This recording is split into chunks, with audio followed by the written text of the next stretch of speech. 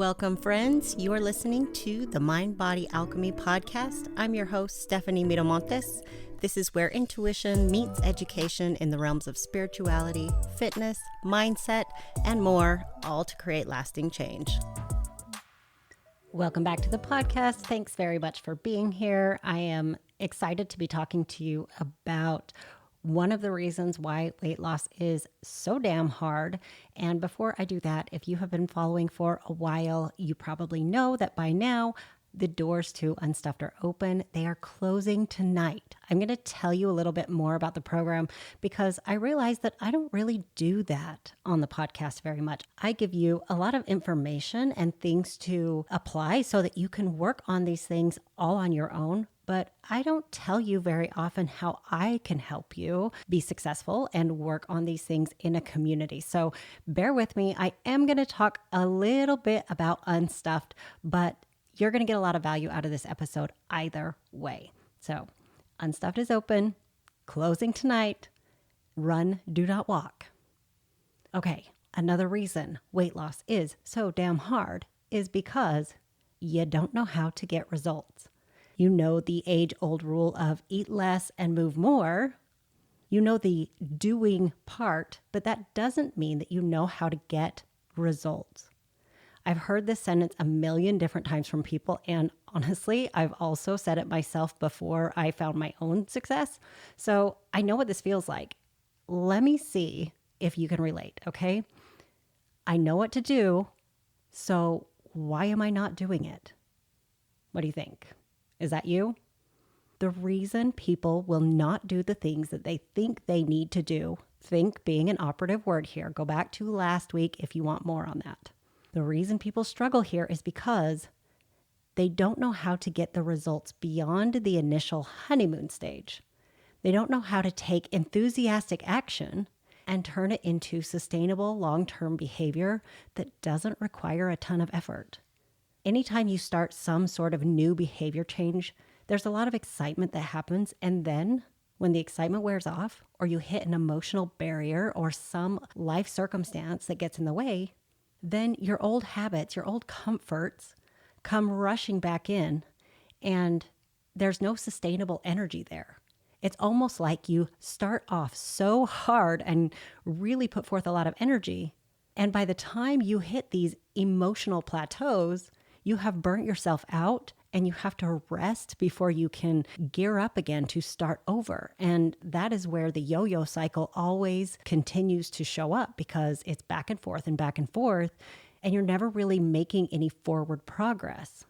You're still thinking this is a food problem, and you're thinking like a dieter instead of thinking like the version of you that has your own back no matter what, and I'm not talking about perfect here, and someone who knows how to be messy and still come home to yourself.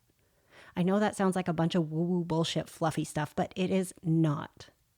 Why do you want to lose weight? I want you to really think about this. Why? I promise you that it has nothing to do with looking hot, wearing smaller clothes, or feeling confident. While those are all valid reasons and goals, that is the surface level stuff, even though it feels very true. You really want to lose weight because you are thinking of it as a permission slip to feel or not feel a certain way. And before you think, I don't know you and I'm judging you, that is why we do everything. That is why we set all of our goals. Even if your goal is to make enough money to pay your bills, it is still so you can feel or not feel a certain kind of way. If you want to make enough money to pay your bills, you want to feel safe, secure, taken care of. Or you don't want to feel stressed, overwhelmed, worried. It always comes down to a feeling. When you think about wanting to wear smaller clothes, for example, why is that? It's just fabric. Clothing is 100% neutral until we assign a meaning to it. If you struggle to find clothing in your size, for example, then you may want to feel less annoyed and unconsidered when it comes to shopping. You may want that activity to be a less stressful one than it currently is. You may want to have to manage your mind less when you go shopping and you find yourself thinking negative thoughts about your body, negative thoughts about what you have to do, negative thoughts about the selection, about the styles and things like that. And true, it's fair. But again, fabric is neutral. It changes across cultures. It changes across opinions. It's neutral. It is the thoughts you assign to the fabric that make you feel a certain kind of way. If you're going to tell me, well, yeah, Steph, but they don't make a lot of fashionable clothing in my size. I can only wear t-shirts that have like the cold shoulder cutouts, or they make really weird boxy shapes and things like that. I get it. But all of those things are still just fabric sewn together. Your thought that they aren't stylish, that they aren't fashionable, that they aren't flattering, that they aren't representative of your own personal taste, those are the thoughts that create pain and suffering, not the other way around. When it comes to feeling confident, you may think that being thin creates confidence because you see thin people being confident. It's marketed to you as a very true statement. That's not the case. It doesn't. Confidence comes from keeping promises to yourself. It comes from doing things that you think are going to be really hard and being willing to do them anyway. Confidence comes from having your own back. Have you ever lost some weight before and felt the constant pressure and worry that you'd regain it? Did you freak out over every French fry? Feel like it was a very big decision whether or not to meet your friends for cocktails? Have you found that you were still critical about your body, but it just showed up in a different way maybe? Maybe it moves from I'm too big to I look older and I have loose skin? I know I did. One of the Unstuffed members wanted to go on a solo trip and she wanted to lose weight before she did that. She was putting her life on hold, her dreams and desires on hold, so that when she went on this trip, she wouldn't have to feel insecure in her clothes and in her body. Long story short, she's still working on her weight loss, but her trip has come and gone. She went on that trip and she enjoyed the hell out of it and posted pictures because she didn't need a smaller body in order to feel secure, in order to enjoy her time.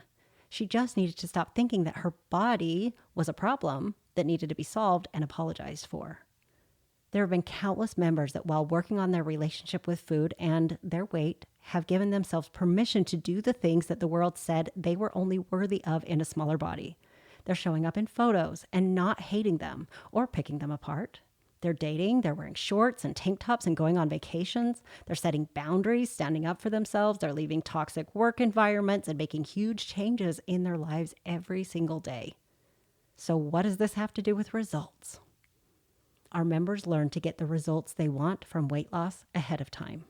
They begin to practice living the life that they want, that they've withheld from themselves because they were waiting on the weight. They learned to feel the way that they wanted to feel and took the pressure off of the process, the timeline, so that they could actually get the results that they wanted and focus on whatever eating circumstances there were as individual eating circumstances instead of this big barrier to their happiness. They know how to get results. If you want to love the body that you have 10, 20, 50, or 100 pounds from now, you have to learn to love it all the way down. Because when you show up from a place of love and genuine care, you're going to treat yourself much better, very differently than if you're trying to force change so you can earn your sense of worthiness. When you fuck it up, when you overeat, you binge, you fall victim to the snack monster, you don't stay there. You don't let that be the reason to continue to free fall back into the behaviors that you've been working toward changing. Instead, you learn to use your failures to grow, to get better, to reinforce the reasons that you're no longer willing to treat yourself that way. It blows my mind every single time in the best possible way when I hear clients talk about how they have gone from someone who worried and stressed about every bite or felt like they couldn't control themselves around food, or once they started, they couldn't stop, to being someone who knew exactly how to talk to themselves in those circumstances. So they started minimizing the impact of those decisions, and then they started to change those decisions and no longer make them. And that is how you get results. The key to results is not the food you eat, the calories you count, the water you drink. It's none of that. The key to results is how you talk to yourself about yourself and why you're doing the things you're doing in the first place. As I've mentioned in previous episodes, there are many ways to lose some weight. It comes down to a calorie deficit. But the only way to keep it off is to change who you are when it comes to food. Changing who you are requires you to work with your brain, not your calorie counter. It's just too nuanced. There are too many factors. You, your opinions, your socialization, the things you enjoy being the biggest ones. Your self-talk matters more than your vegetables. and it always will. This is why it's essential to take the pressure off of what you weigh to give you a happy life and put the pressure on yourself to let your brain know that every decision you're making is coming from a place that matters, that it's a welcome and not a threatening change. Your brain has your back. It's going to make sure that you are seeking pleasure and avoiding pain. It's automated. It's efficient. It's going to think the same thoughts and behave the same way day in and day out just because it has to do the same things. Our thoughts are habits too. If you want your thoughts to create feelings and feelings to create actions that support you, then you have to work backward. You have to start where you are thinking and start noticing. Your behaviors are not just happening to you. And it's not a willpower issue and it's not a discipline issue. Nothing is wrong with you. But the way you're thinking is not supporting the person that you're trying to become. You're waiting to become that person before you can believe that you're that person. You're waiting to be someone who has lost all their weight before you can believe that you've stopped overeating, that you can believe that you've stopped binging, that you can believe that you are someone who likes vegetables or exercise or whatever it is. But that's not true. That's the wrong way to go about it. The belief has to come first. And if you can't believe it yourself, borrow some of mine. I believe in you. Borrow some from the people who have come before you and walked this journey and this path and shown what it looks like to be successful, to get their results ahead of time. When you join Unstuffed, you'll get the framework you need to succeed at weight loss, the actionable, doable habits. We'll give it all to you. You'll get the tools you need to overcome obstacles and learn self-accountability. You'll get personal coaching from me and some of the other experienced coaches that know exactly how to help you get the results you're after. Much faster, by the way. It's amazing what someone holding a mirror up to you can teach you. And that is the shortcut, my friends. We meet on Zoom several times a week and coach on topics like habits, self-sabotage, alcohol, body image, processing emotions, overcoming your cravings and urges, and so many more topics. I couldn't list them all if I tried. You'd be here all day. And if you can't attend every call, then you're not screwed. I have members that have never attended a live call and still blew their results out of the water because they scheduled time to listen to the coaching call replays on the private members podcast. This is something that we give you. We record every call. Not only do you get to jump in and get coached on the topics that we are working on, the core foundational pieces of Unstuffed, but you get access to the entire coaching library of every call we've ever recorded. So I can be in your ear all day if you want. And you'll never do this alone. The Unstuffed community is wonderful and supportive.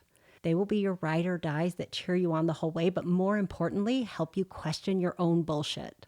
Most of our members love the community so much that they don't leave when they're done. When their program has completed, they stay around and they help support and encourage future members like you. Right now in the program, we're also offering you my 24-week unfiltered body image course so that you can work on your relationship with your body alongside your relationship with food. There is no faster way to get to a place where you have a sense of your own worthiness than to work on your relationship with yourself, with your body. This course is my heart and soul work, and I really hope you love it. Remember those clients that I talked about that were loving their photos, taking vacations, wearing the clothes they like without feeling insecure or unworthy? They are the ones who make sure they go all in on the body image work. It's a game changer. So many start out saying, I don't have a body image problem, I have a weight problem. And when I fix the weight problem, then I will fix my body image automatically. That is not how it works. That is never how it works. These are the kinds of things that need to be worked on side by side. Unstuffed is $99 a week, and it includes Unfiltered for now. If you're listening to this in the future, that price may have changed. The bonus of Unfiltered may not be available anymore. I'm not sure, but that is where we are today. Doors are closing at midnight tonight, so please do not sleep on this. Go to the website, sign up, make your payment, and on Saturday, we welcome you into the program. We get started on Monday. Your last start on Monday ever. Think about how great that feels. If you hate it, we'll give you a refund. No big deal. Cool? All right, so now that you know all of that, what is the result you really want and how will you go after it? I'd love to hear from you on what results you're trying to achieve and the next steps you're committed to taking. Remember, think about why you want to lose the weight and then go deeper. It's more than your jean size. It's more than confidence. Get to the feeling. All right, That's all I have for you today. Thanks so much for listening. If you are not ready for Unstuffed yet, but you still want some coaching in your inbox, make sure that you go to the link in the show notes and take the restrictor or permitter quiz. It's really interesting to see what your dieting personality type is, and we send you some good stuff to help you get started all on your own. These are great tools. We definitely should be charging for them. So make sure you take advantage of that offer and get started there. There is always a place to start. If you love this episode, do the cool thing and support the show by leaving a rating and review. It helps me so much more than you know. Screenshot the episode and share it on social media. Let me know what action you're committed to taking, and please tag me. All of my information is in the show notes. If you have questions or thoughts on this episode, ideas for future episodes, or if you want to learn how we can work together one-on-one or in the Unstuffed group, drop into my inbox. It's always open for you. Bye.